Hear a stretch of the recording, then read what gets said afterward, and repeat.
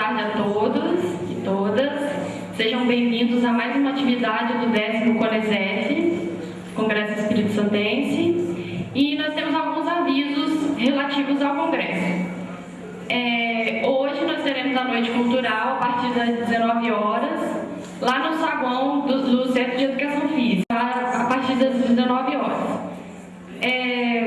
Os certificados começarão a ser entregues hoje, a partir das 17 horas, lá mesmo no saguão, onde foi o credenciamento. Sobre as redes, quem está pelas redes de ensino, os certificados vão ser enviados pelas secretarias. Então, os professores podem procurar suas respectivas secretarias, que os certificados estarão lá, como de costume. A ficha de avaliação que vocês receberam na entrada, vocês vão preencher de acordo com as atividades que vocês participaram e, ao sair, vocês podem entregar para o apoio, o pessoal do apoio que está aí na porta. E o último aviso, penúltimo, desculpa, que a plenária de avaliação vai ser amanhã às 8 horas. E as camisas do Congresso estão à venda a R$10 lá no saguão do CEPT, para quem tiver interesse. Baixou, era 15, agora é 10. Não sei.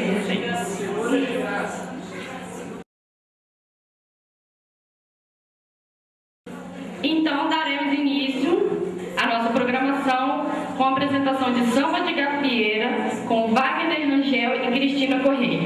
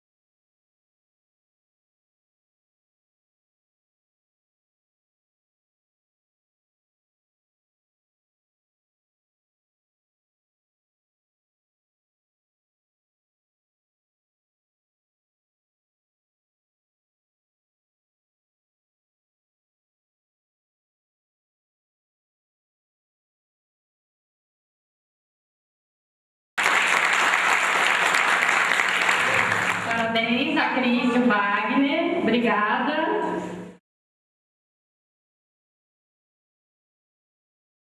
A mesa desta tarde terá como tema esporte paralímpico e a inclusão social. Discutirá o panorama do esporte paralímpico no Brasil e no exterior, os desafios e as possibilidades do esporte como mecanismo de inclusão das minorias sociais. Para coordenar essa mesa, convidamos o professor Dr. José Francisco Chicon, da UFES, para Para debater o tema em questão, convidamos para compor a mesa a professora doutora Maria das Graças Silva de Sá, da UFES, e a professora doutora Ruth Eugênia Cidade, da Universidade Federal do Paraná.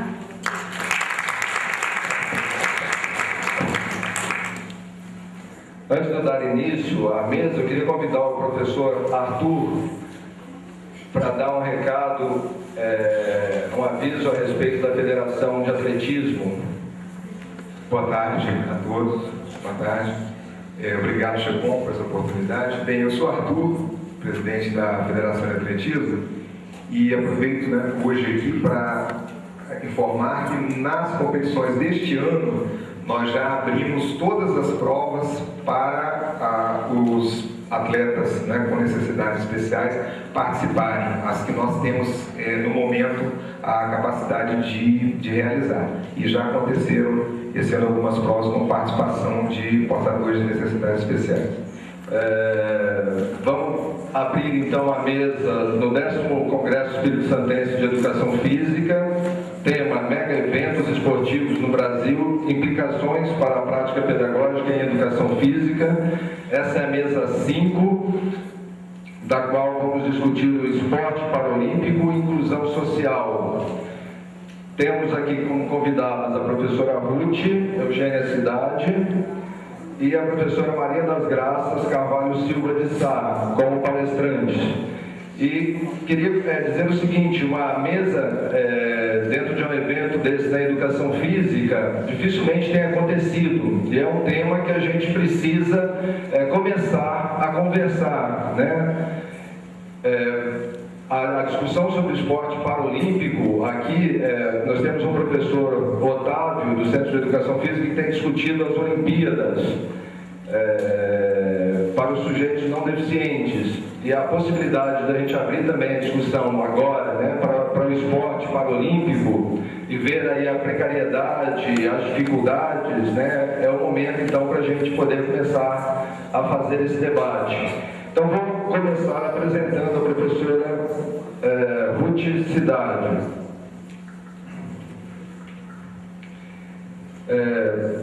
Doutorado em Educação Física pela Universidade Estadual de Campinas, título da tese Atletas Paralímpicos, Figurações e Sociedade Contemporânea. Mestrado em Educação Física, título da dissertação, o uso de dicas específicas como estratégia de atenção seletiva em portadores da síndrome de Down. Especialização em formação de professores em educação à distância. Especialização em educação física, treinamento desportivo. Graduação em fisioterapia e graduação em educação física. Membro do Conselho da Prefeitura Municipal de Curitiba e coordenadora do programa Segundo Tempo do Paraná, do Ministério dos Esportes.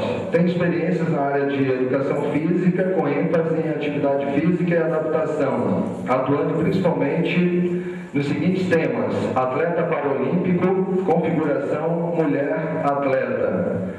Como uma das principais produções, tem o livro Introdução à Educação Física e ao Desporto Adaptado para Pessoas Portadoras de Deficiência. E agora a professora Maria das Graças Carvalho Silva de Sá. Doutorado em Educação e Diversidade Humana pela Universidade Federal do Espírito Santo. Tema: Cartografando processos inclusivos na educação infantil em busca de movimentos instituintes. Mestrado em Educação, também pelo Centro de Educação, Universidade Federal do Espírito Santo, título A Autopercepção de Alunos que Apresentam Necessidades Educativas Especiais e Suas Redes e Significações.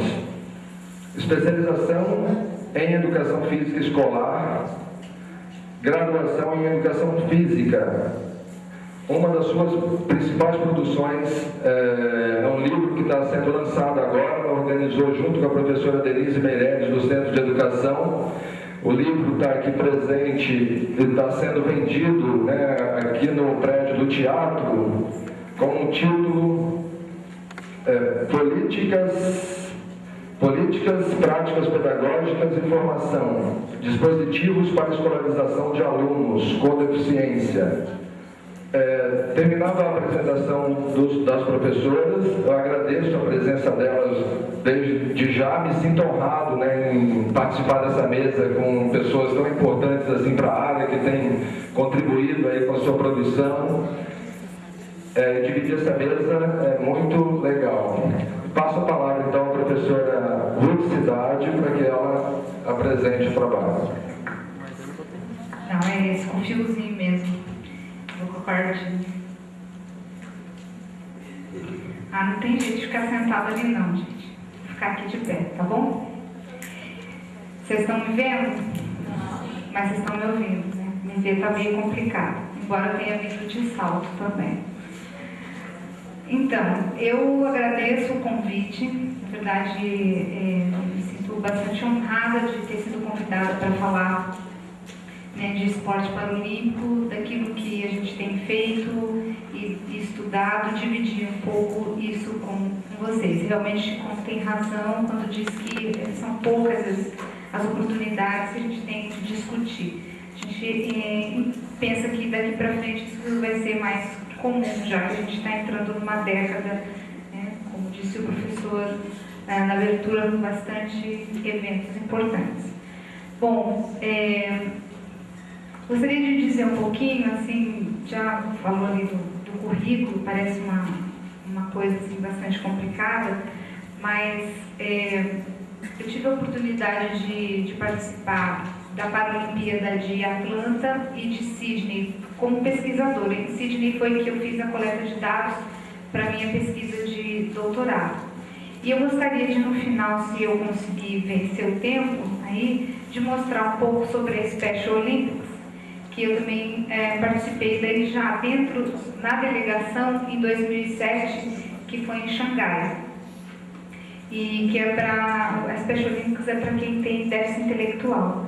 Então, ver se a gente consegue vencer isso e apresentar para vocês. Bom, a ementa, então, Panorama do Esporte Paralímpico no Brasil e no exterior, a gente dividiu em 3: desafios e possibilidades do esporte, como mecanismo de inclusão, e o papel da educação física nesse processo, por meio do esporte. Então, eu e Graça, a gente dividiu para que a gente consiga atingir a ementa, né, e também superar as expectativas de vocês quanto a esse tema e a mesa. Bom, eu fiquei então para falar de movimento paralímpico e inclusão social. Quando a gente fala de inclusão social, nós estamos falando de um processo abrangente, né? Não só de inclusão na educação, mas um processo abrangente. E o movimento paralímpico, ele tem vou falar aqui um breve histórico para a gente entender de onde que ele aparece. Ele tem uma ligação muito forte com reabilitação e com pós-guerra.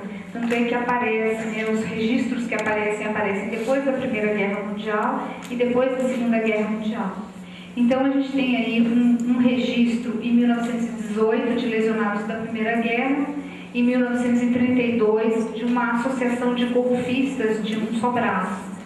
Em 1944, Ludwig Guttmann começa, dentro do hospital de Stockman-Deville, na Inglaterra, ele começa a tratar as pessoas lesionadas da Segunda Guerra Mundial, né, os lesionados de guerra, os combatentes, ex-combatentes, com o esporte. E, ao mesmo tempo, né, nos Estados Unidos, Benjamin Lipton começa fora do hospital. Então, começa com um time já de basquetebol sobre rodas. Então, o início do esporte é atribuído a Guttmann, do esporte adaptado e das Paralimpíadas, pelo movimento que ele fez em prol depois desses jogos se tornarem jogos concomitantes ou após, né, os Jogos Olímpicos. Pode passar.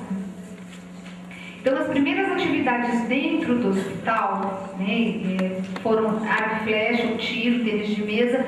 Só depois, então, é que o basquetebol foi introduzido. O basquetebol sobre rodas é o mais comum e é também o que tem maior visibilidade, é o mais conhecido, mas ele foi introduzido depois, né? O primeiro foi o tiro, que a gente chama de hoje tiro com arco, né? O arco e flecha.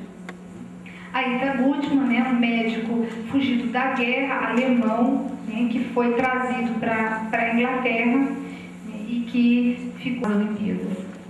Bom, uma coisa interessante para a gente pensar, e a gente definir aqui, e a gente até conversou hoje de manhã, é o que é o paradesporto ou o esporte adaptado e o que é esporte paralímpico, né? Então, tem que ficar bem claro isso já no começo. O esporte adaptado é todo o esporte, né, para todo tipo de atividade ou todo tipo de adaptação. E a professora Verena Pedrinelli escreveu sobre vários esportes que têm sido adaptados para pessoas com deficiências e diferentes deficiências. Escreveu um livro do SESC São Paulo. Então, tem lá assim, uma variação enorme de atividades. Você pode pensar em todo tipo de atividade ou de esporte que possa ser adaptado para pessoas com diferentes deficiências. Então, a deficiência visual, a deficiência intelectual, né, auditiva ou física.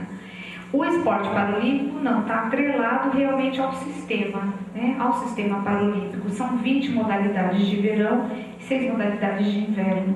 Então, esse é próprio do sistema, né, aqueles que estão vinculados ao sistema. É desse que a gente vai falar aqui, né, do esporte paralímpico, aquele que diz respeito ao sistema.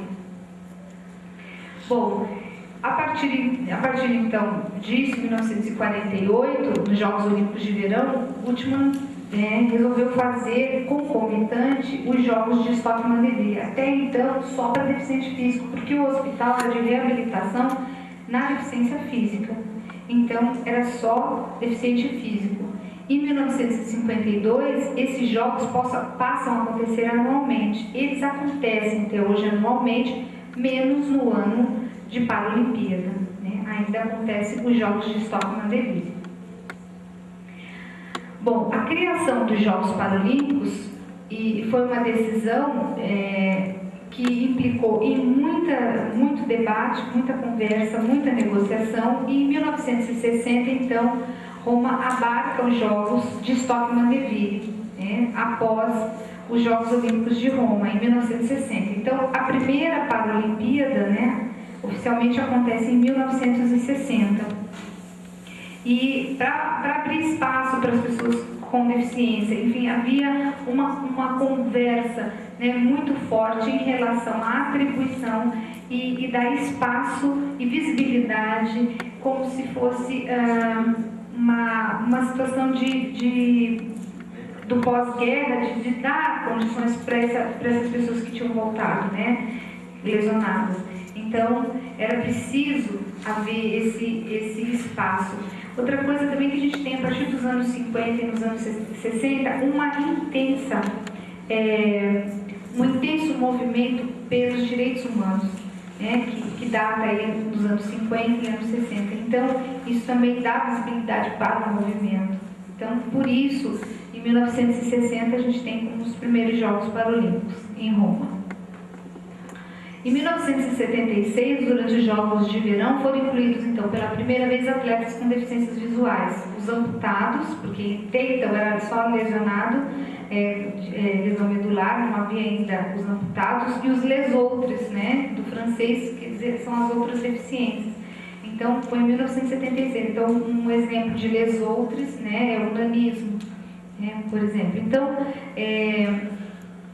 em 76, veja, de 1960 então até 76, houve também essa outra negociação para que fosse aberto para essas outras deficiências. Em 1980, né, atletas com paralisia cerebral então foram incluídos. Então aí depois vem paralisado cerebral. Pode passar.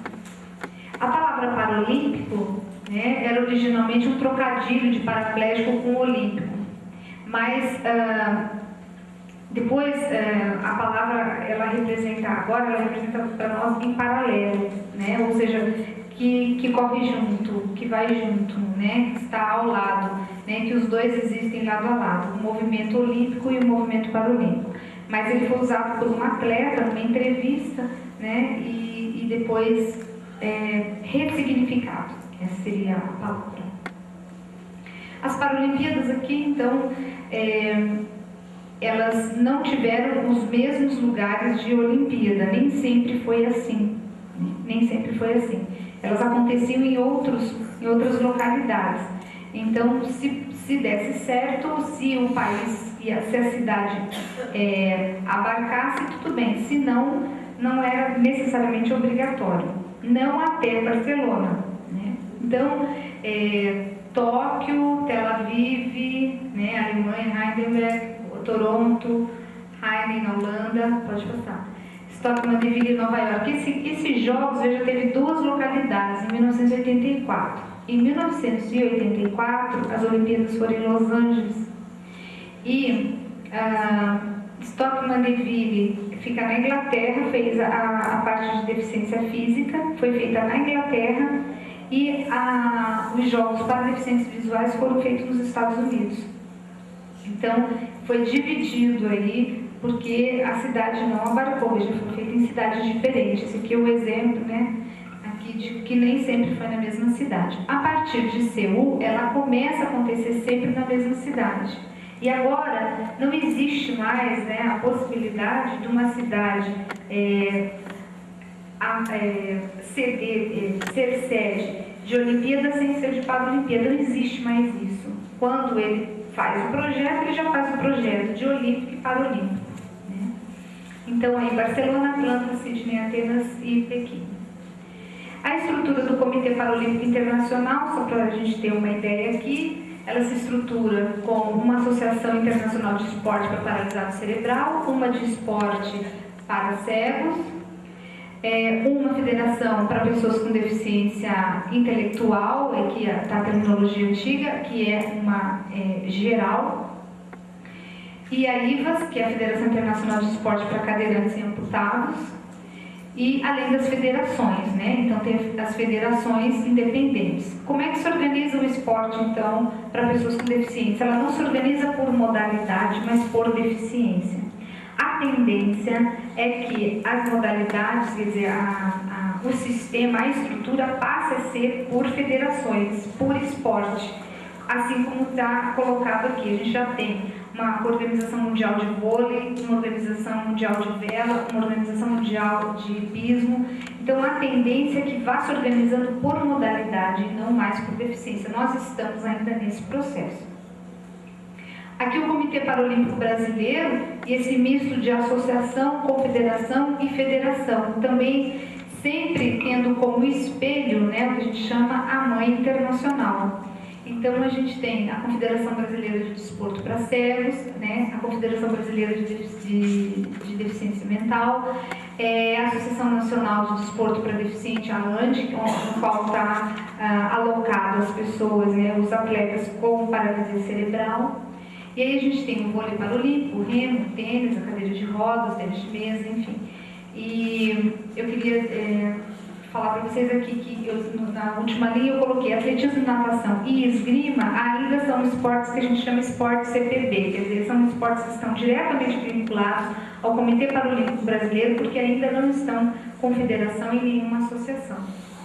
Então, o sistema ainda internacional e tanto nacional, ele é misto, né? Ele não é só por modalidade e nem só por deficiência. Teve um momento nos anos 80 e anos 90, início dos anos 90, que era só por associação de deficiência. Agora ela já começa nesse processo de passar para as federações, né? Por que isso? Por causa do gerenciamento, da quantidade de atletas, né, do volume de recursos, por conta disso que o sistema vem realmente sendo reformulado. Pode passar. Uma outra coisa que é preciso entender é que no sistema paralímpico a gente tem a classificação funcional, né? E a classificação funcional, o objetivo dele é agrupar os atletas que têm um potencial de movimento aproximado. Para isso é feita uma banca. Eu vou passar um vídeo daqui a pouco vou passar um vídeo para vocês de Nagano, que mostra um pouco da classificação funcional e um pouco das modalidades paralímpicas de inverno. E aí vocês, a hora que vocês verem o pessoal fazendo exame e tal, é isso que está acontecendo. É uma banca, geralmente é um professor de educação física, um fisioterapeuta, um médico, que tenha passado por provas e por capacitação de classificação funcional e que participa da banca. Justamente a gente faz provas de função muscular, testes, para poder agrupar, né, em classes. Então o sistema paralímpico por modalidade é por classe. Eu trabalho com a esgrima paralímpica, sou classificadora, sou técnica e classificadora na esgrima paralímpica. Então, quando a gente vai fazer a classificação, a gente tem lá uma bateria com 6 testes, 4 pontuados, onde a gente classifica o atleta e já diz para ele onde é que ele vai competir, em qual classe ele vai competir. Então, essa é a característica do sistema, né, e do sistema paralímpico para agrupar atletas com a mesma capacidade funcional. Isso não quer dizer da habilidade, quer dizer, a habilidade, o tempo de técnica e de treino são coisas diferentes. Não, isso não está em jogo na hora que a gente faz a classificação. Tá ok? Pode passar. Aqui a gente vai ver agora um pouco das modalidades, que eu coloquei as 20 modalidades de verão. Pode passar. Nossa, tem um somzinho, pode tirar o somzinho. Atletismo, basquetebol sobre rodas, bocha, ciclismo, esgrima paralímpica, o futebol de 7 e o futebol de 5. O futebol de 7 é o futebol para paralisado cerebral, né? Ele parece um society, né? Um futebol society. E o futebol de 5 é o futebol de cegos, né? O futebol de cegos, o qual nós entrou a primeira vez na Paralimpíada de Atenas, o futebol, e nós já fomos campeões em cima da Argentina. E no futebol, obrigada. Tá vendo para você? Eu falo rápido pra caramba. E o futebol de 5, o futebol, aliás, o futebol, eu ia falando que nós ganhamos em Atenas e também ganhamos agora na China sobre o meio chinês. Pode passar. São 20 modalidades de verão. Aí nós temos o goalball, particularidade que a gente poderia ficar falando das modalidades, o que era, o que foi, porque já mudou muito, né? Agora são 20. Nós tínhamos o vôlei em pé, agora nós temos só o vôlei sentado. Snooker, por exemplo, foi uma modalidade paralímpica em 8 Paralimpíadas, desde o início, 8 Paralimpíadas, né? Nós tivemos também outras modalidades curiosas, mas agora nós temos aí as que são mais parecidas. O goalball é o único esporte que foi criado, pensado para a pessoa com deficiência, para o cego. É um jogo de gol a gol, né, onde a gente tem uma bola com guiso, 3 goleiros de um lado, 3 goleiros do outro, toda uma técnica de lançamento. Enfim, é um jogo específico, foi criado especificamente. E nós temos aqui um jogo que é esportivizado. Só volta um pouquinho, não vai fazer o barulhinho. A bocha, por exemplo, não é modalidade olímpica, né? Mas um jogo que foi esportivizado, adaptado para a Paralimpíada. Aí o judô, que é para cegos, né? Só para cegos. Natação, o remo. O rugby em cadeira de rodas também. Nós não temos no programa olímpico, mas temos no programa paralímpico, né? Imagina o que é um rugby em cadeira de rodas, né? Tênis de mesa, tênis em cadeira de rodas, tiro esportivo, que são 2 armas, né? E tiro com arco, que era o que se chamava arco e flecha, agora tiro com arco, a vela paralímpica, e o voleibol agora sim, voleibol sentado. Nós tínhamos o voleibol em 2 modalidades, em Atlanta e Sydney, e depois ele desmembrou, assim, saiu e agora tem só o vôlei sentado. Bom, aqui a foto lá no departamento, no projeto que eu coordeno. Esse menino que está sentado é um aluno de graduação, né? E nós ali estamos ensinando bocha, né? Então essa aqui é uma adaptação da bocha, porque esse rapaz joga só com a cabeça. Ele sofreu um acidente, ele levou um tiro, foi proteger o irmão dele num assalto e ele que levou o tiro, ficou tetraplégico. Depois ele teve outras complicações. E ele joga só com a cabeça. Então essa cávea, né, é uma adaptação para jogar. Como é que ficou no Brasil, então, a questão da Paralimpíada. Aqui eu fiz rapidamente, para vocês verem aqui, uma análise como é que os jogos, os últimos jogos, a delegação e o crescimento do Brasil aí. Vamos tentar mostrar como é que está no Brasil isso. A delegação, ela foi crescendo, veja, de 98 atletas, né? A delegação geral, na verdade, o número de atletas está aqui, ó, 59, 63, 98 e 188 em Pequim. Né? A classificação a gente pulou de 37º para 9º. E em Sydney, as 6 medalhas de ouro ali que estão colocadas, 5, eu sempre gosto de dizer isso, 5 foram ganhas por mulheres. Né? Por mulheres ali. A Adria, a Rosinha, que conseguiram as medalhas, e a Fabiana, né, na natação. Então, as medalhas de ouro são 5 medalhas das 6. E aí a gente tem um salto, porque a medalha de ouro é que puxa, né, a classificação geral, e nós temos um salto aí de 37º para 9º. É importante dizer que em Atlanta, nós começamos com um sistema dentro do sistema paralímpico. O Comitê Paralímpico Brasileiro investiu muito em avaliação e formação de técnicos e de professores, investiu muito nisso, né? O comitê contratou e tinha um corpo, né, de professores ligados às universidades, são 8 ou 9 professores ligados às universidades para fazer a avaliação biomecânica, fisiológica, né, avaliação médica, e estar realmente acompanhando os atletas. Isso realmente, a ligação, e a gente faz essa avaliação hoje, de que a ligação do Comitê Paralímpico Brasileiro com as universidades, com a academia, né, realmente deu uma melhorada, deu um salto de qualidade, né, em todo o sistema e os atletas. Pode passar. A evolução do número de medalhas aqui, né, de Atlanta a Pequim, né, então realmente isso é a olhos vistos. Pode passar. As modalidades que o Brasil vem participando também aumentou. Em Atlanta, o Brasil participou de 9 modalidades, das 20, só 9.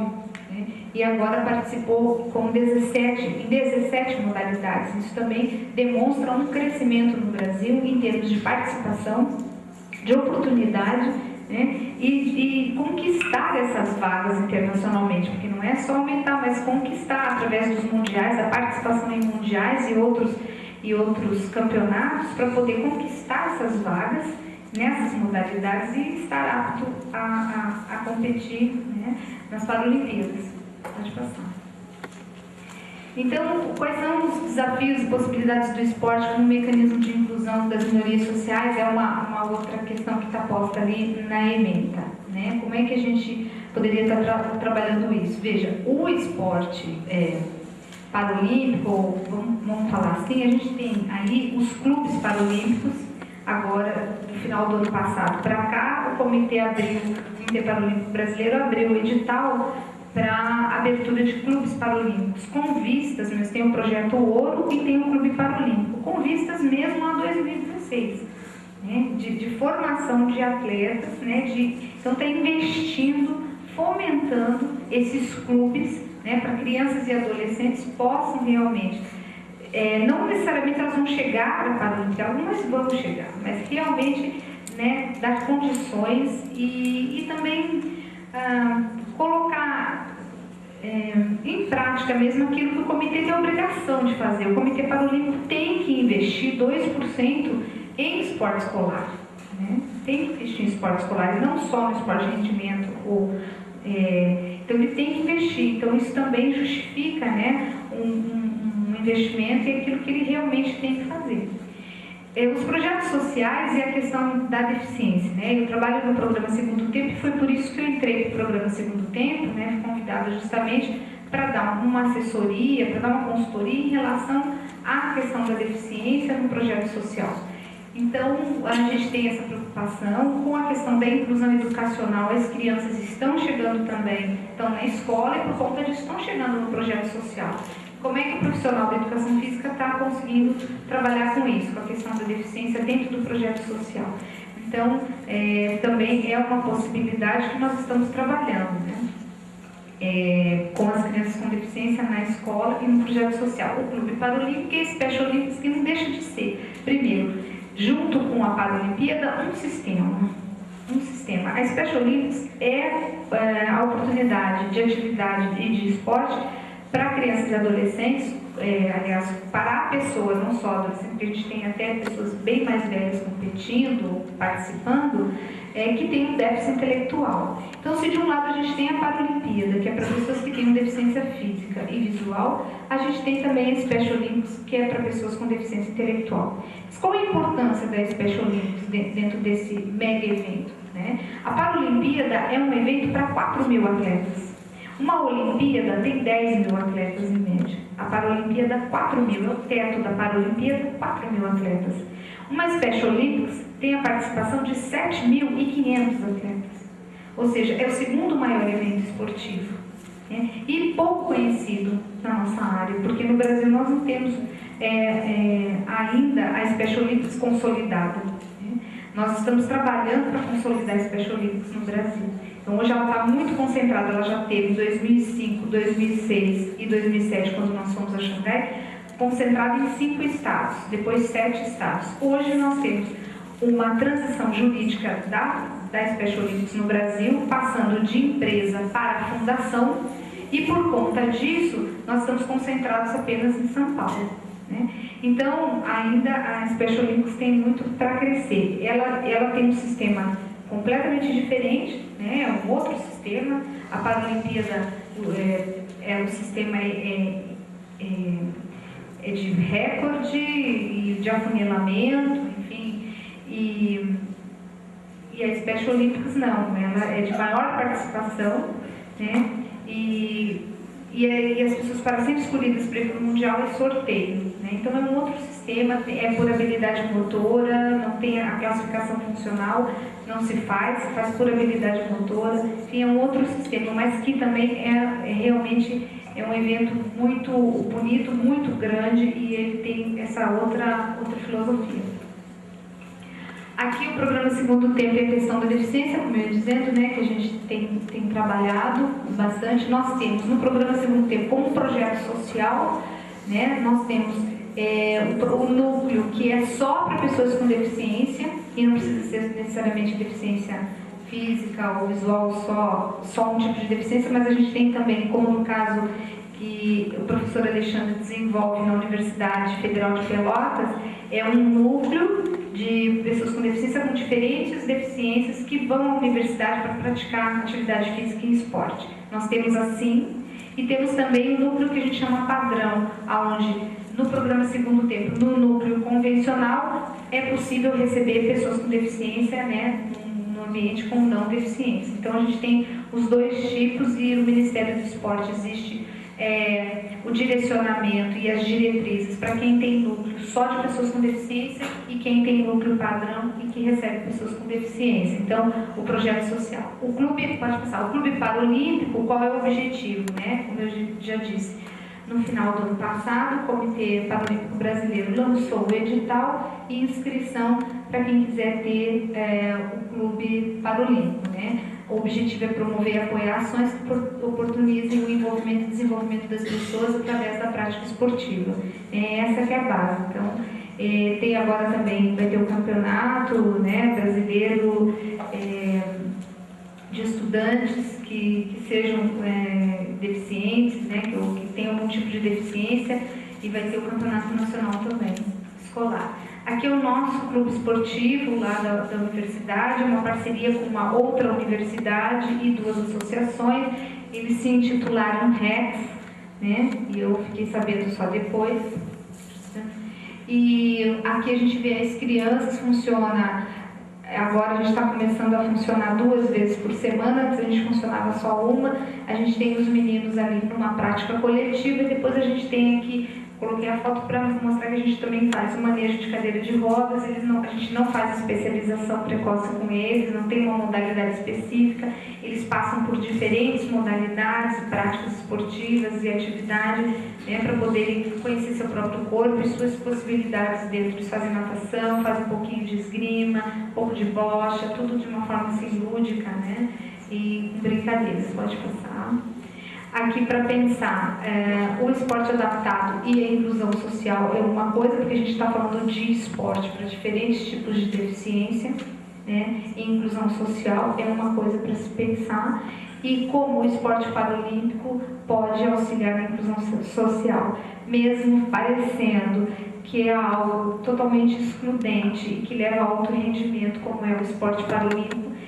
Nós falávamos hoje de manhã que ele vai proporcionar sempre para o atleta, a vantagem é para a pessoa com deficiência que faz, a determinação, né, o empoderamento, ou seja, ela ser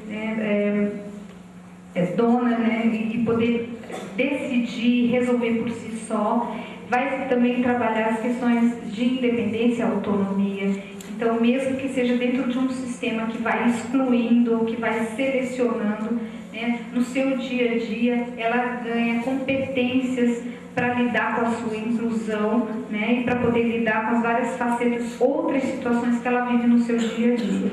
Uma coisa que ficou muito claro na tese, ficou assim marcado, foi a linha mestre da tese, quando eu entrevistei as atletas paralímpicas mulheres. Uma delas disse assim: se eu não fosse atleta, eu era apenas um coitadinho. Essa dicotomia e esse lugar social, no caso aqui do esporte paralímpico, e que é tão importante, é um lugar onde ela realmente se encontra e ela se coloca de um lugar não deficiente. Nesse momento eu sou atleta, não sou deficiente. Ela não diz eu sou atleta paralímpica, ela diz eu sou atleta. E se eu não fosse atleta, era apenas um coitadinho. Quem é o coitadinho? Que na representação social ainda as pessoas acham que a pessoa com deficiência é incapaz. Ainda existe muito isso. Então, o que o esporte pode fazer pela inclusão, né? Eu queria agora passar um filme rapidinho, dá tempo? Então eu quero passar Nagano, que mostra, mas vamos passar só um pouco, porque ele é muito extenso, ele tem 15 minutos. Aí. Tem que apagar a luz, senão não dá pra ver. O filme é preto e branco e ainda tem um monte de letrinha japonesa. Isso, ele tá apagando. Aí essa é a classificação. Tá mostrando a classificação funcional ali. Tá conseguindo ver, Rosana? Mais ou menos. O que está mostrando é que nem todo mundo está vendo também, viu? A gente está vendo aqui a classificação funcional. Veja, é uma equipe que faz os testes, está vendo? Ali ele está no implemento que sugere, né, ou que é similar ao que ele vai enfrentar. E aqui eu gostaria mais que vocês conseguissem ver a adaptação do equipamento, viu, Rosana? Ali mostra a adaptação do esqui, né, para as provas de inverno, no gelo e na neve. Tá? Mostra um pouco do hockey, que é o coletivo, né, o esporte coletivo da Paralimpíada de Inverno, onde os atletas estão sentados, são atletas com lesão medular ou amputados, né, amarrados àquele implemento para poder fazer. Existe também essa prova de descida, onde o guia, né, vai atrás gritando e o atleta vai na frente fazendo a performance, né?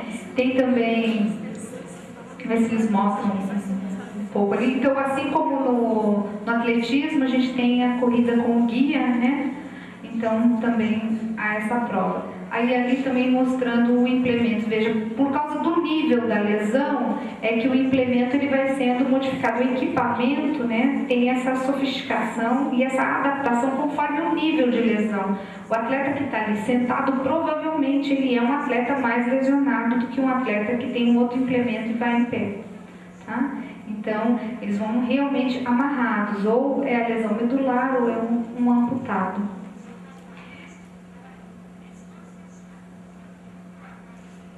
A japonesinha está falando ali bem baixinho, mas não vai ter como ouvir o som, então vou colocar o herói guerreiro, né?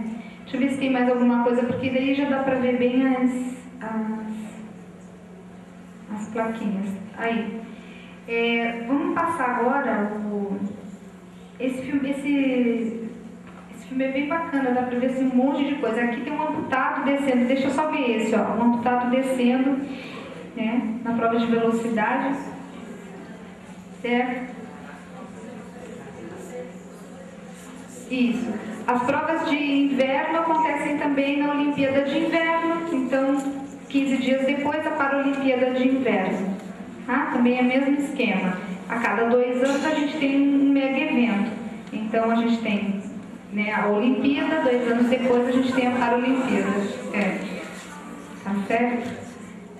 Isso. Agora vamos, pode cortar, vamos ver o... Quero mostrar para vocês agora o Herói Guerreiro. Herói Guerreiro, isso.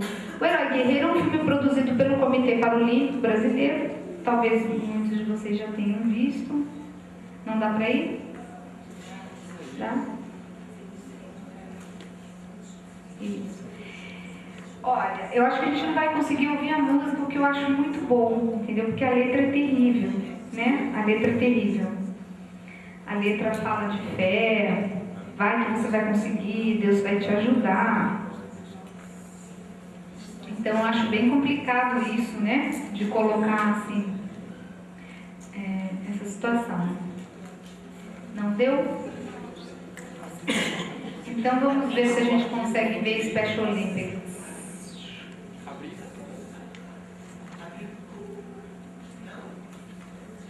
É esse que não abre, tá? Porque o meu abre. Deixa. Vamos ver se a gente consegue ver o da Special Olympics. Vamos tentar. Volta lá.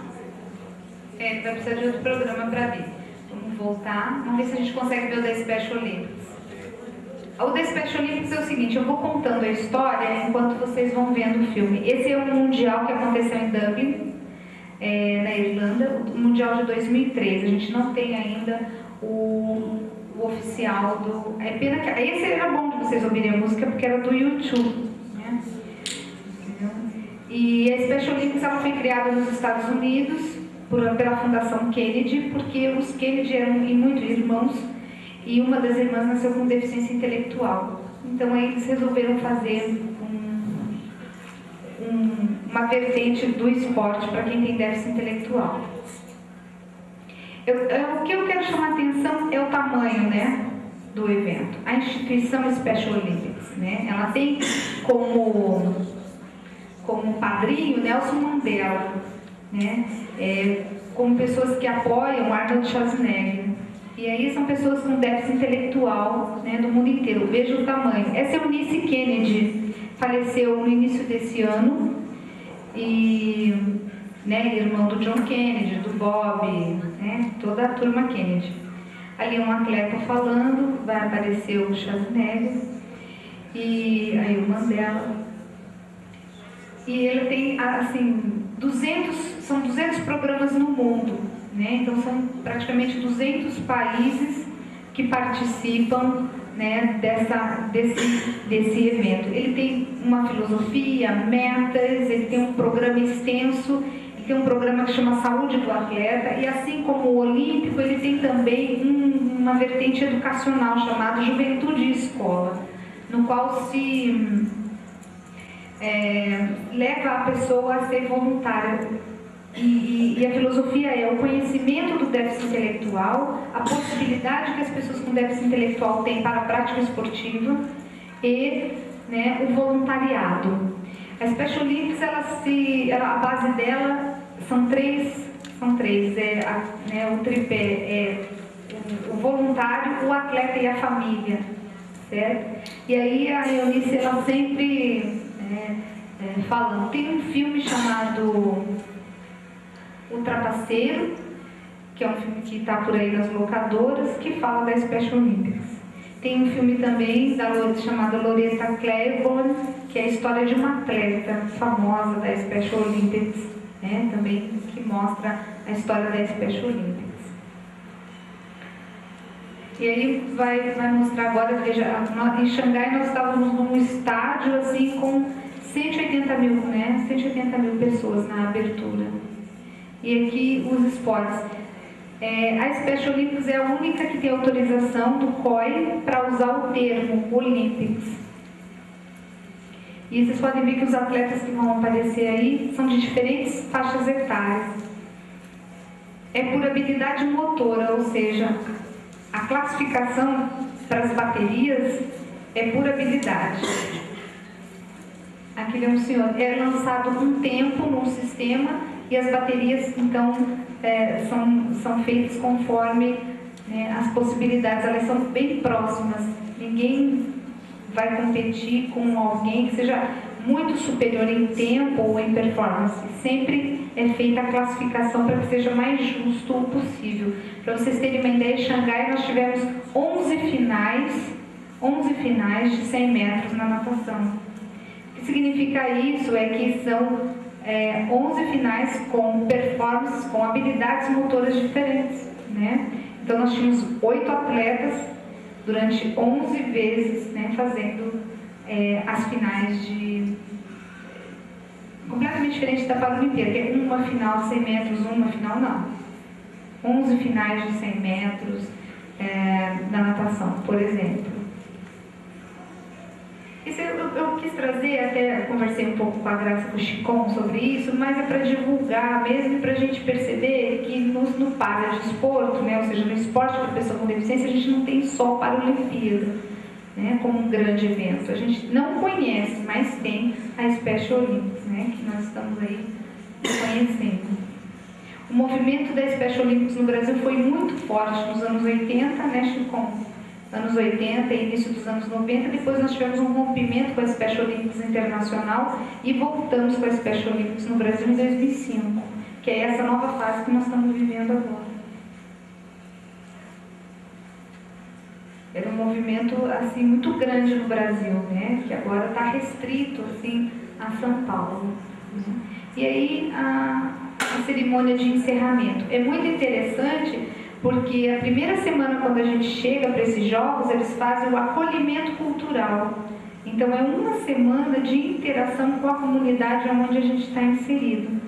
Então, a delegação brasileira ficou numa comunidade em Xangai, né, e as outras delegações todas espalhadas por Xangai, fazendo essa interação. Uma semana nós visitamos o parque, almoçamos com famílias da própria comunidade, visitamos uma associação de idosos.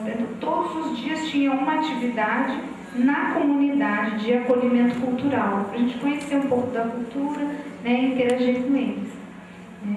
Então vai ser uma filosofia bem interessante, muito legal, e assim, a parte de aplicabilidade, obrigada, de aplicabilidade na prática com as crianças, as normas, as regras, as adaptações são bem interessantes. Bom, gente, depois a gente volta, né, para o debate, para a discussão. Eu agradeço e a gente está aí para conversar mais depois. Obrigada.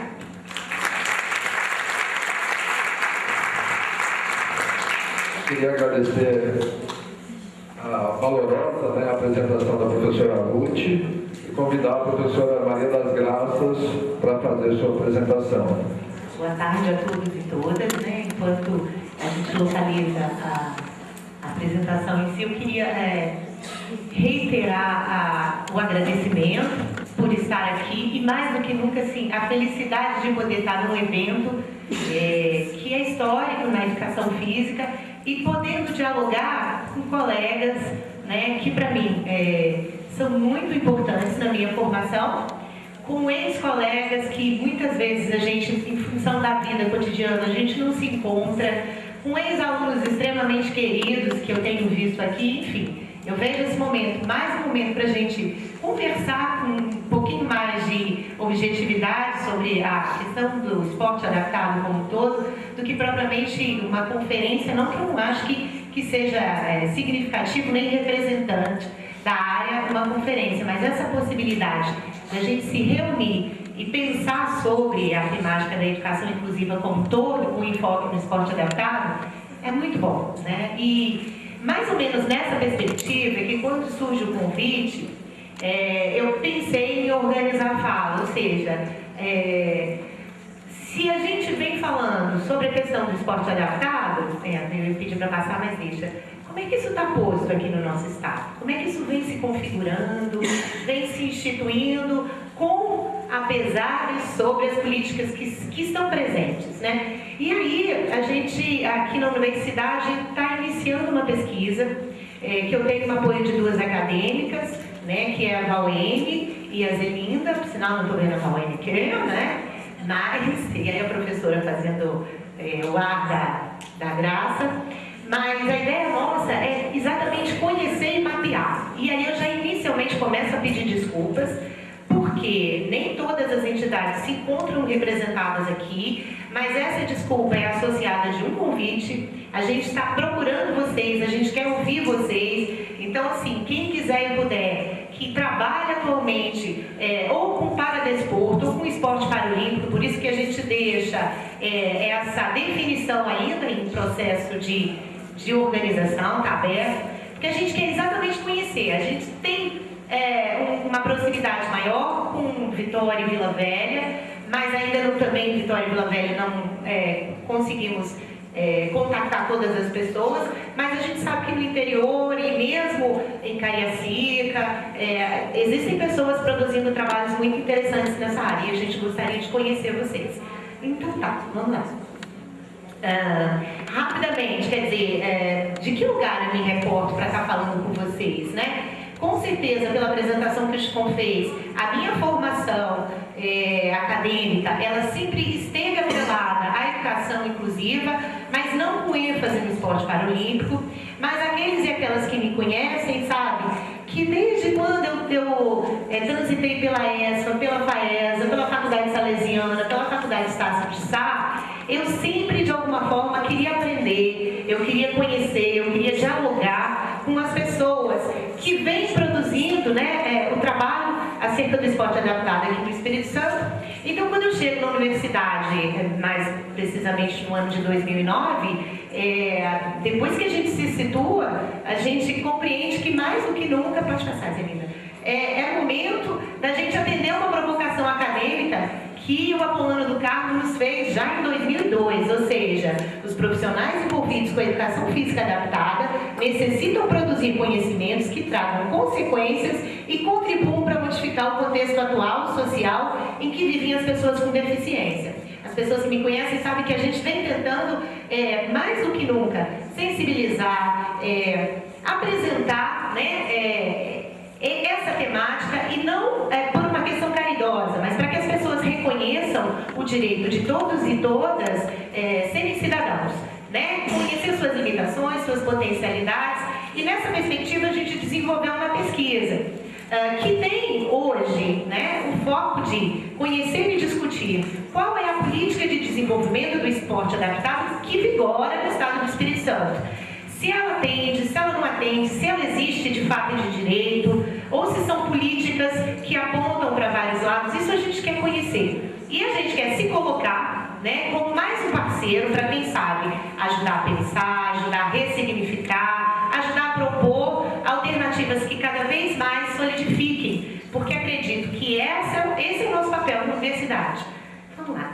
Bom, então, inicialmente eu quero passar para vocês de que conceito de política eu estou me remetendo. Ou seja, eu não estou me pautando apenas na política legislada, né, na política partidária, não negando, mas entendendo que a gente trabalha a política como uma expressão de uma coletividade humana que reconhece o direito de cada cidadão de emitir, de discutir, de propor em público a sua opinião, no intuito de fomentar uma decisão racional pela via de ações legisladas, reguladas e ordenadas no mundo e com o mundo. Ou seja, a gente quer ajudar a pensar a nossa história. E para isso a gente precisa se envolver, né? É muito fácil a gente julgar estando do lado de fora. A gente quer errar junto com vocês. Então a gente não tem a pretensão de sair apontando arrogantemente. A gente quer pensar junto. E nesse processo a gente sabe que às vezes a gente se atropela. Vamos lá? Então como é que o estudo hoje se encontra estruturado? A gente está fazendo um estudo exploratório de caráter descritivo, eminentemente os dados que a gente vai estar trazendo, eles são descritivos. A gente, por enquanto, acredita que tenha conseguido 30% da amostra, tá? E de professores, treinadores de esportes paralímpicos, de esportes adaptados. A gente está trabalhando com um questionário sociodemográfico, com uma entrevista sendo estruturada, todos todos, assim, eles assinaram um termo de consentimento livre e esclarecido.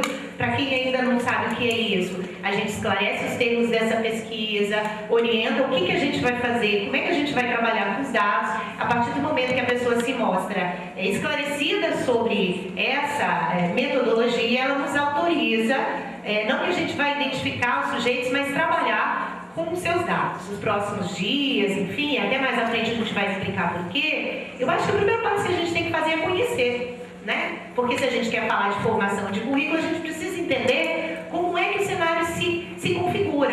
Não para saber daqui dizendo, isso aí não tem jeito, essa coisa só de trabalho voluntário, não. Se fosse isso, eu nem estaria aqui. Muitos que aqui estão também não estariam. Mas é para a gente pensar junto como melhor organizar essa estratégia, né? Então, vamos lá. A gente criou inicialmente 3 categorias de análise. Ou seja, o que a gente queria saber? Qual é o perfil socioeconômico desses professores treinadores que estão no Estado? Qual é o perfil socioeconômico dos atletas capixabas? Como o esporte e como é que esse esporte adaptado vem sendo produzido pela ótica desses treinadores? Por que a gente se delimitou essas 3 categorias? Ora, quais são as condições oferecidas ou não oferecidas, né, para esses atuais treinadores? Da mesma forma, como é que isso está sendo oferecido aos atletas? E como é que essas pessoas pensam essa realidade? E como eu disse, até para a gente junto tentar organizar esse pensamento, tentar junto propor ideias. Então, a pesquisa vem se delineando nessa perspectiva. Vamos lá. Então, primeira categoria, o perfil socioeconômico dos professores treinadores do Estado do Espírito Santo. Hoje, predominantemente, são homens, 80%, com idade de 30 a 43 anos, atuantes, predominantemente, há mais de 10 anos, 80% desses professores trabalham há mais de 10 anos na área, apenas 20% tem de 6 a 10 anos, tá certo? A gente, por enquanto, só encontrou uma treinadora, mas a gente sabe que tem mais, com 56 anos, mas que também está há mais de 10 anos na área. É importante a gente reiterar, porque quando a gente olha a condição socioeconômica, né, a remuneração ou a falta a gente precisa pensar esse caminho, a gente precisa procurar algo mais significativo, né? Em nível de formação, todos graduados em Educação Física e licenciatura plena, é importante evidenciar isso porque todos esses que nos responderam tiveram a formação 03/87, então não havia naquele momento uma formação específica para a Educação Física adaptada, que hoje vocês estudantes que ainda acham que é insuficiente, já tem. Então eu ainda diria, se para vocês é insuficiente, para nós, a gente nem tinha essa prerrogativa. Mas nem por isso a gente abandonou, né? Não sei, estamos aqui até hoje tentando talvez resgatar essa falta. Então, 67% dos entrevistados têm cursos de aperfeiçoamento na área do esporte adaptado, 33% especialização e nenhum com mestrado e doutorado na área específica. É importante evidenciar que a oferta de cursos de pós-graduação em nível de estrito sensu para essa área também é algo que precisa ser proposto, né? A própria especialização aqui no estado ela não existe. Os que fizeram no estado do Rio de Janeiro, né? Vão para fora do estado. E nem todo mundo que trabalha, que tem uma realidade financeira de responsabilidade tem essa possibilidade, tá certo? Bom, quais são as modalidades que a gente identifica nesse primeiro momento aqui no estado do Espírito Santo? Olha só. Predominantemente, a gente tem atletas no atletismo, tanto no atletismo para TV quanto no atletismo para deficientes físicos. Em segundo, a gente encontra 40% atletismo. Em segundo, a gente encontra natação, tá? Como um trabalho também que vem crescendo em número de atletas. E aí, né, com 20%, e aí no mesmo patamar de 10%, a gente encontrou o judô, o futsal, o basquete em cadeiras de rodas e o golbol, tá certo? Vamos lá. Vínculo institucional. O que a gente identificou inicialmente é que existem hoje 5 instituições representativas dessa categoria. A CPD e Esportes, que faltou ali, né, trocar a CPD, porque a CPD já existia na década de 90, final dos anos 2000, ela fechou, e surge uma outra instituição com o nome de ACPD Esportes, mas que não tem um vínculo direto. Depois, se alguém quiser, os representantes estão aqui, eles podem explicar. Aliás, até, não sei, né, não sei se gostariam também, por algumas questões trabalhistas, enfim, isso a gente pode também esclarecer melhor. A gente tem a LACES, a gente tem aí ILBRIS, é assim que pronuncia? ILBRIS. Então o R não está ali, né? Isso é a grafia de quem respondeu, né? Mas tudo bem. O IREFES, né? E a Unicep. Bom, vamos lá. Aí, vamos lembrar de há mais de 10 anos na área do esporte adaptado. Remuneração, 40% recebe. E aí a gente perguntou, olha, quanto que você recebe especificamente para o que você faz? Então não é assim, eu sou funcionário da rede, eu dou aula na escola, eu tenho um cargo efetivo administrativo e também não. Quanto que você recebe especificamente para o que faz? 40% recebe de 2 a 4 salários mínimos, 20% acima de 6 salários mínimos, mas na verdade foi, né, um número assim. E 40%, gente, presta atenção, trabalho voluntário, né? Eu acho que isso é uma coisa que a gente precisa pensar, tá certo? Vamos lá, Linda. E aí a gente quer saber, mas então por que você trabalha na área? Quais são os motivos que te levaram à aproximação com o esporte paralímpico, com o esporte adaptado, com a educação física inclusiva? Bom, alguns trabalhavam na área da saúde e em função da reabilitação de alguns pacientes, ele entra para a área do esporte adaptado. Paixão, e aí eu já vi até uma palavra interessante, negócios, né? E que bom que a gente pensa assim, porque eu acho que a gente quer ser bem remunerado, né? No finalzinho a gente tem até uma brincadeira nesse aspecto. Outros, por uma experiência inicial com essa população, mais especificamente com deficientes visuais na aula de educação física, e como ele não sabia o que fazer, ele foi buscar informação, e eu acho isso muito interessante. Às vezes a gente fica muito atrelado a ninguém me informou e eu não posso fazer nada, tá? Mas o aluno está ali, não adianta ficar parado nessa dificuldade, a gente precisa fazer algum movimento, né? E outros, a ideia de poder contribuir na ressocialização de pessoas com as mais diferentes deficiências. Bom, em relação aos atletas propriamente dito, então, esse inicialmente é o perfil dos nossos professores, há mais de 10 anos na área, predominantemente com formação na área da especialização, uma remuneração gerando de 2 a 4 salários mínimos com trabalho voluntário, né? Então a gente percebe que a gente precisa começar a pensar quais são as melhores condições a serem oferecidas para esses treinadores. E os nossos atletas, como é que eles estão, né?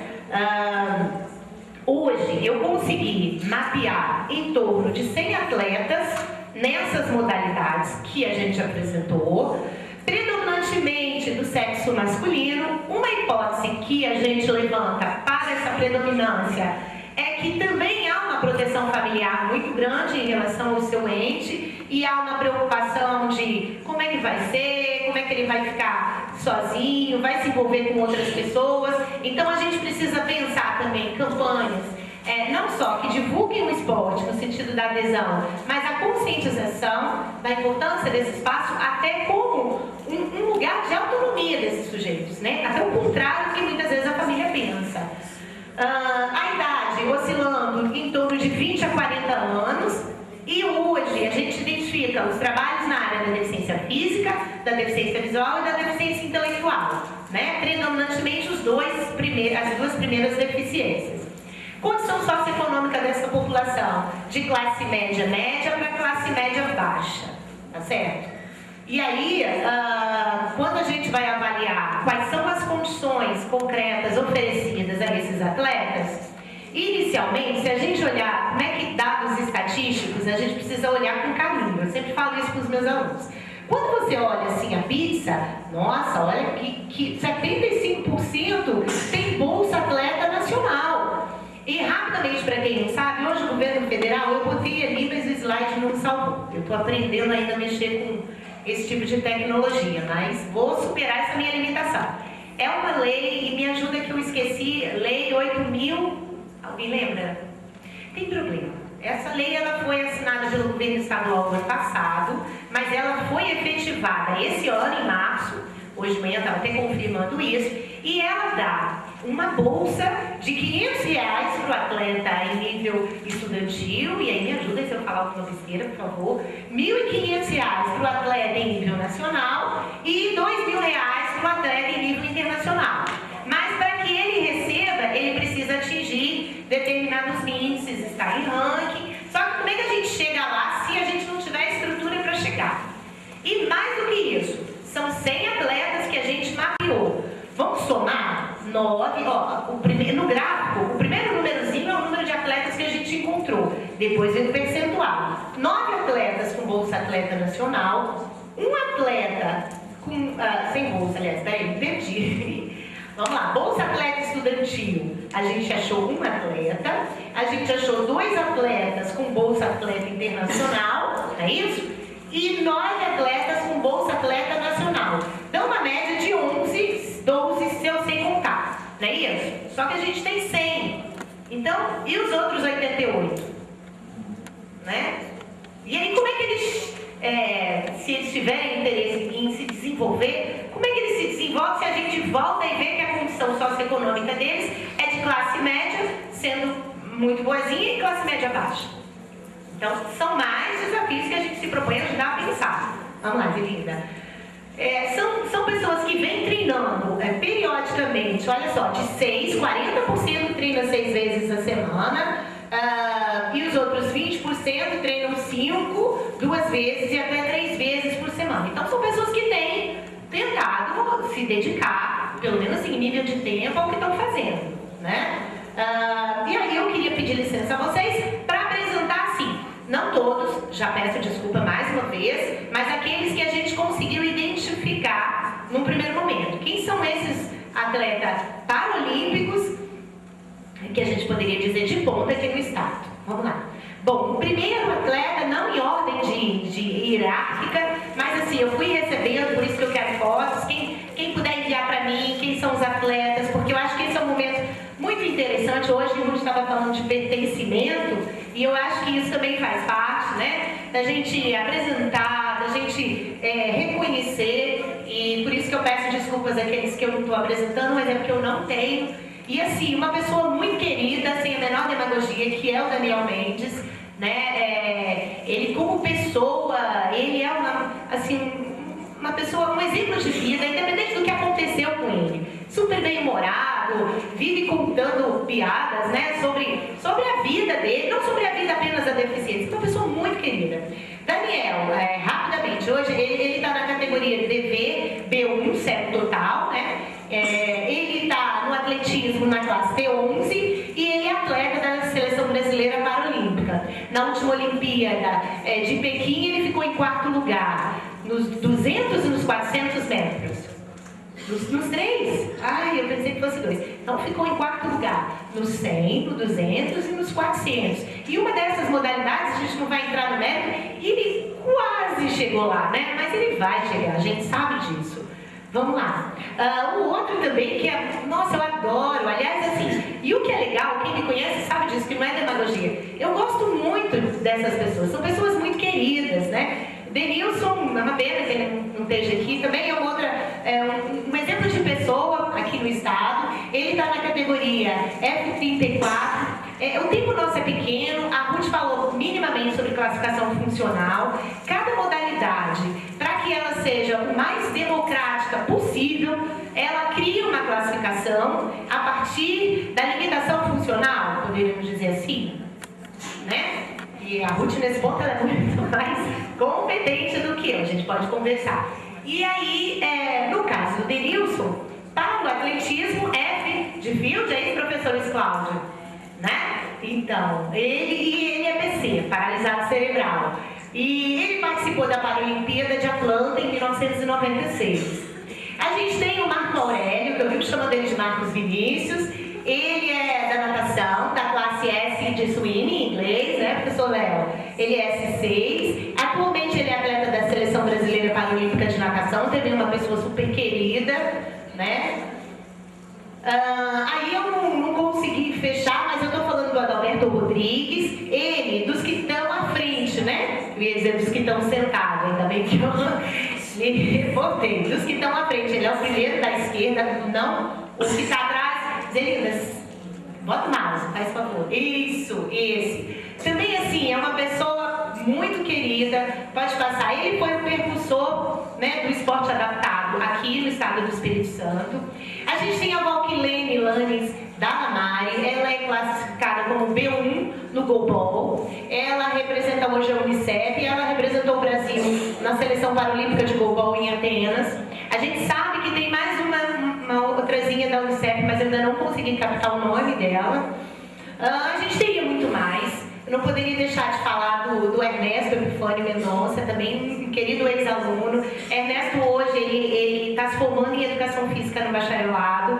É preciso ressaltar que ele é um dos melhores alunos, né, na turma dele, extremamente dedicado. A categoria dele também no atletismo é F12, tá? Da categoria B2. Também no atletismo, na deficiência visual, há uma classificação funcional que vai do B1 ao B3. O B1 é aquele que tem a maior perda visual, eu diria. Ele não tem a percepção de luminosidade. Ele tem percepção de luminosidade, não tem acuidade auditiva visual, né? Então, ele consegue perceber, ele pode perceber a diferenciação de luminosidade, mas ele não dá conta de identificar imagens e vultos, que a gente vai chamar de acuidade visual. Tá certo? A categoria B2, ele já tem uma possibilidade de acuidade visual, e a categoria B3 é a que melhor tem essa possibilidade, que também está relacionada com distância, né? Quanto mais alto, mais baixo, maior o agravo. Quanto mais alto, menor o agravo. Então, também no B3, quanto mais distante, ele tem uma possibilidade, ele tem uma possibilidade de identificar algumas imagens visuais numa distância maior. É isso, professores? A gente fica nervoso, mas fala isso há só 7 anos e aqui se embola, mas vamos lá. E o Ernesto, ele hoje, olha só, eu nem sabia, conversei com ele no telefone. Professora, eu sou primeiro lugar no ranking mundial de salto em altura e tetra brasileiro, né? E ele é vice-campeão no salto em distância. A gente tem também, eu recebi um e-mail do Martoni, que trabalha com basquete em cadeiras de rodas, as atletas Geisiane de Souza Maia, Jéssica Silva Santana, Denizete Mendes Vasconcelos, que foram convocadas esse mês para a seleção brasileira de basquete em cadeiras de rodas. A gente tem mais atleta aqui, mas a gente dá uma brechinha. Rosana, rapidamente, Rosana, se apresenta também, porque a gente não teve contato com ela, mas Rosana hoje está no judô, não é isso, Rosana? Na realidade, hoje eu estou trabalhando mais com treinamento. Em 2007 eu fui campeã brasileira e agora vou participar pela última competição, agora em agosto e em novembro, para a seleção. Judô? Isso. Categoria B2? Categoria B2. Não, o judô não tem essa diferenciação. O judô pode. Você luta com o cego normal. Tá certo. Obrigada, Rosana. Vamos lá, linda. Então, gente, olha, tem muito mais, tá? Que a gente ainda não conseguiu captar. Então, finalizando, como é que esses treinadores estão analisando o esporte adaptado frente às condições que são oferecidas? Bora lá. Bom, a primeira coisa que a gente já quer perguntar é como é que você avalia a política direcionada ao paradesporto no estado do Espírito Santo? Não poderia ser diferente, né? 50% acredita que ela é muito ruim, e a gente tem 25% que acha que ela é boa e que acha que ela é péssima, né? Mas acho que a gente pode parar na metade, nos 50%. E aí a gente quer entender por quê. Bom, as pessoas colocam que não há uma política sistematizada, que o apoio basicamente são dos técnicos e pessoas voluntárias, muitas vezes fazendo rifa, pagando o próprio cartão de crédito para investir nesses eventos, né? E aí não tem uma política de contratação de profissional ou de capacitação desses profissionais, e a gente sabe que tem legislação para garantir e para fomentar essa capacitação, tá certo? Não existe local, né, para treinamento, e local com acessibilidade garantida. O pessoal, o próprio Daniel, que foi para Pequim, treina no CEPEX, muito bem, treinou no Salesiano, mas ele competiu com pessoas que as condições de infraestrutura eram muito diferentes, né? Há muito interesse estadual de parlamentares, e aí, assim, é uma provocação minha, véspera de eleição, a lei do Bolsa Atleta, coincidentemente, ela aparece no ano de 2010, né? Mas eu tenho certeza que isso não há nenhuma vinculação. Vamos lá. Quando a gente pensa, o que eles avaliam da infraestrutura de acessibilidade, como eu já disse anteriormente, 80% acha regular, né, e 20% acha ruim, tá certo? Por quê? Porque não existe banheiro, espaço de treinamento. Como é que uma pessoa cadeirante se desloca pela universidade? Vamos pegar a própria universidade. É preciso que haja acesso que dê autonomia, porque ninguém quer ser carregado, ninguém quer ser conduzido, né? As pessoas querem ter autonomia para se deslocar como bem entendem, não é verdade? Então não existem adaptações para garantir essa acessibilidade. Não temos bebedouros adaptados, lavatórios. Eu lembro que sempre quando eu trabalhava com essas práticas de educação inclusiva, ainda trabalho, mas eu trabalhava numa instituição que eu podia sair com os meus alunos seguramente de dentro da instituição e ir para a rua. E eles percebiam como o orelhão é um inferno na vida de um cego. Porque ele só vai saber que ele chegou no orelhão quando, gente? Quando ele senta a testa, né? Porque não tem nada no chão que dê a ele a dimensão do orelhão. Extintor de incêndio, né? O extintor de incêndio também, muitas vezes, acho que teve um aluno que bateu a testa no extintor de incêndio, não que a gente fizesse isso com essa intenção, mas às vezes acontecia. Quer dizer, é preciso pensar a organização arquitetônica e estrutural a partir das necessidades da população, né? E aqueles canteiros lindos e maravilhosos que a gente coloca na nossa calçada. Ah, mas ficou tão bonito, não é verdade? E aí a pessoa que precisa de uma cadeira de rodas, ela não consegue transitar, né? Bom, vamos lá.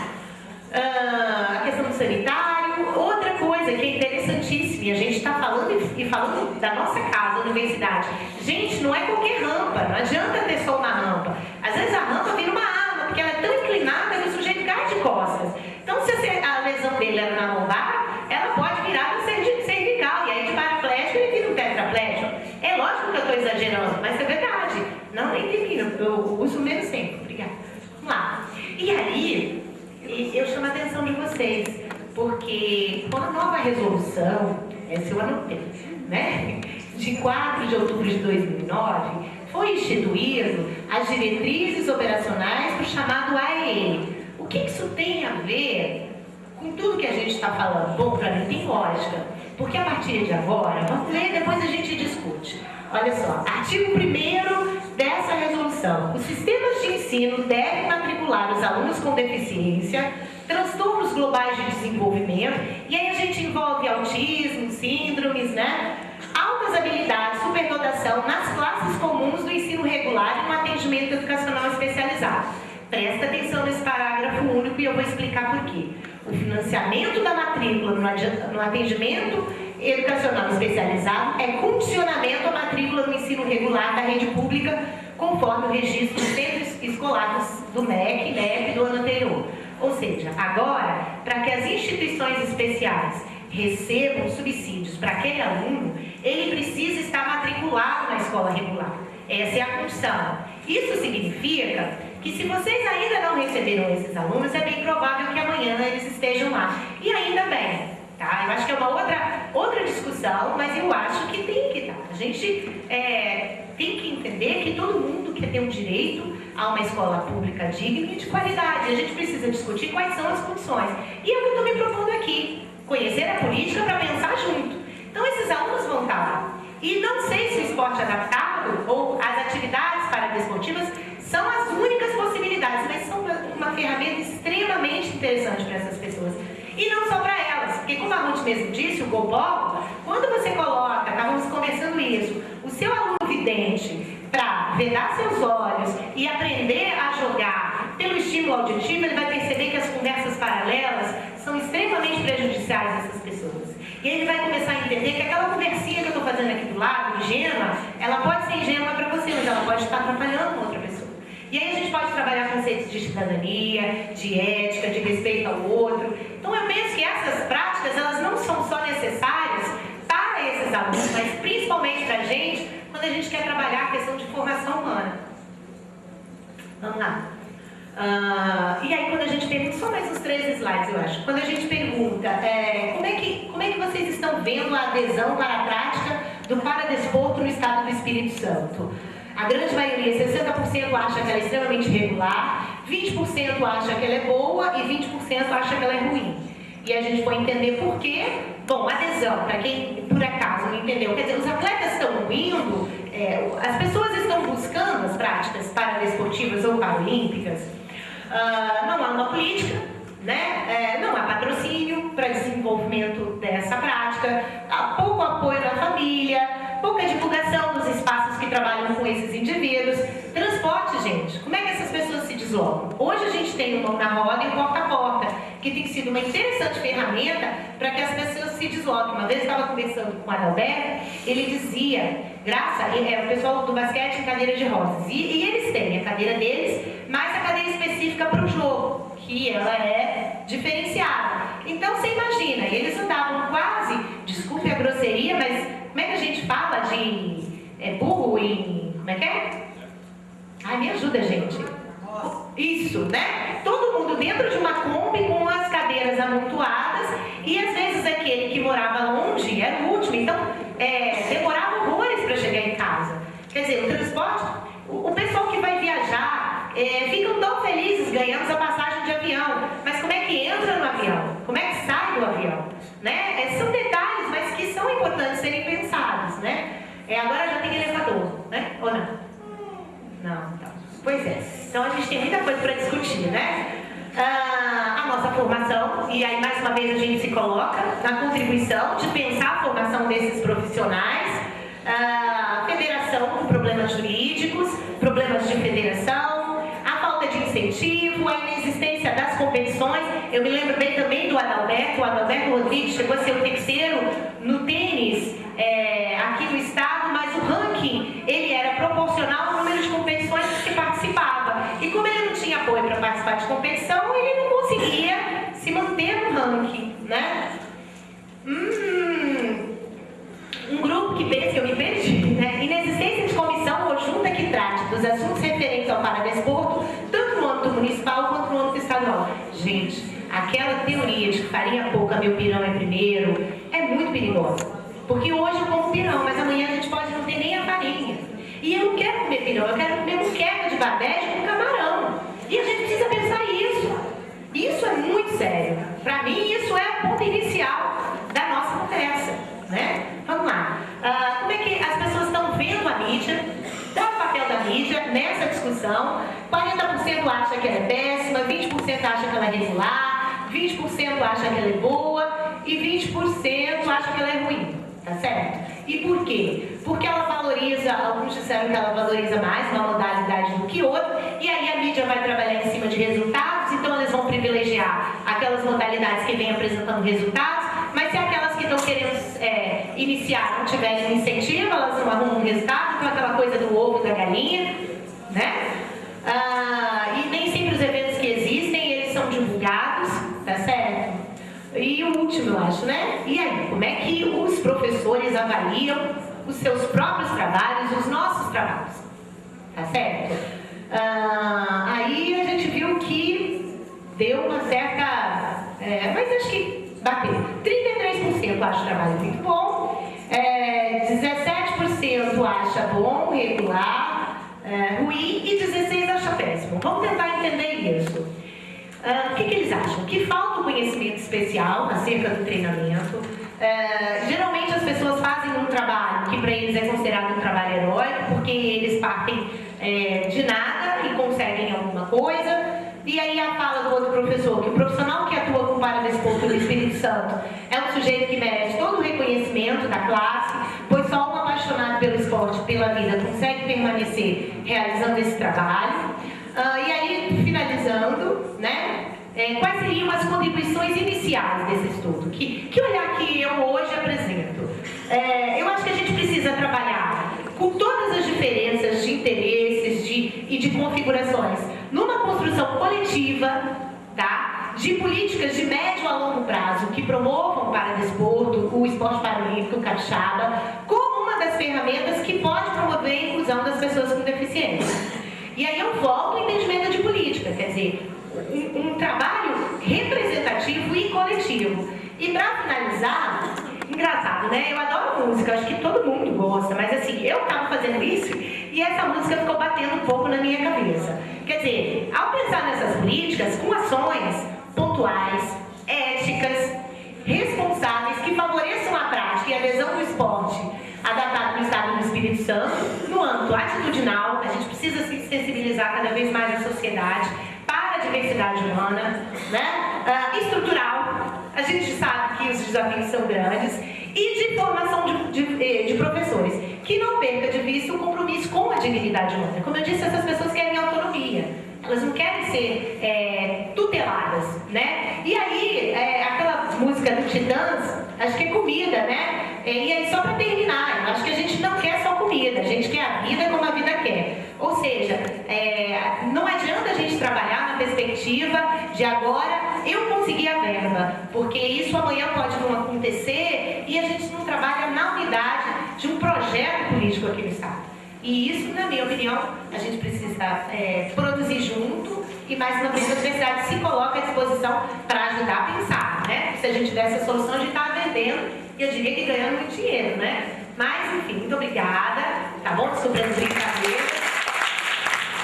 Agradecer a professora Graça, né, pela excelente apresentação e convidá-los a voltar para a mesa. A gente vai dar início ao debate. O debate vai ficar aberto para a possibilidade de uso do microfone e de questões por escrito.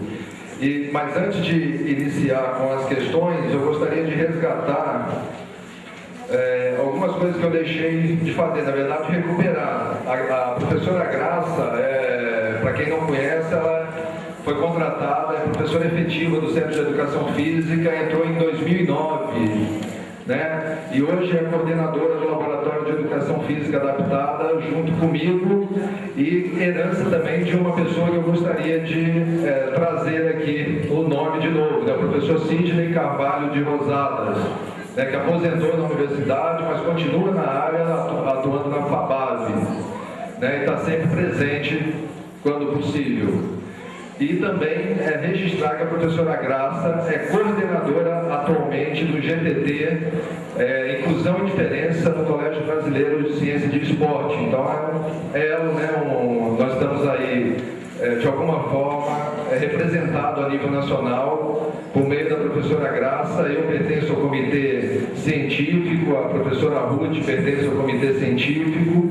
E aí, falando do CBCE, também gostaria de comunicar o lançamento do livro Educação Física e os Desafios da Inclusão. É um livro que foi organizado por mim e pela professora Graciele Massoli, da Faculdade Mackenzie de São Paulo, que também pertence ao Comitê Científico do CBCE, e dizer que é uma produção do Comitê Científico do CBCE, dos professores que estão envolvidos nesse comitê, no sentido, a ideia de configurar a organização de alguns livros é para começar a tematizar e trazer a produção um conhecimento mais específico da área de educação física, que a gente encontra poucos ainda materiais teóricos que discutem a questão da educação física, em sua especificidade relacionado à área de pessoas com deficiência. E com isso a gente está trabalhando no segundo volume, que vai se chamar Práticas Pedagógicas inclusivas em ambiente escolar e não escolar. É um texto que a gente já está organizando para uma próxima publicação,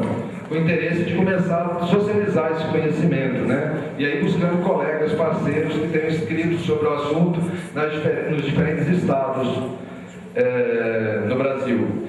E queria também destacar e pedir para se levantarem para que o público pudesse ver, perceber e a gente fazer um reconhecimento aqui desses treinadores que a Graça chamou, os atletas, se estiverem aqui presentes, né, para a gente conhecer quem são essas pessoas, né? Eu convido a se levantar o professor Luiz Cláudio Locatelli, Leonardo Miglinas, Rosana Borgo, Marcos Vinícius, que são os nomes que a gente conseguiu identificar aqui como pessoas que têm feito esse trabalho que quase voluntário aí para poder, e o Martoni, que não está, o Fairo, né, que não está, são pessoas que estão envolvidas aí com o esporte adaptado aqui no estado do Espírito Santo e que a gente precisa também conhecer e reconhecer, né, que são as pessoas que têm alavancado um pouco esse processo no Estado. E agora, então, eu queria abrir para as questões, né, dúvidas, perguntas de vocês.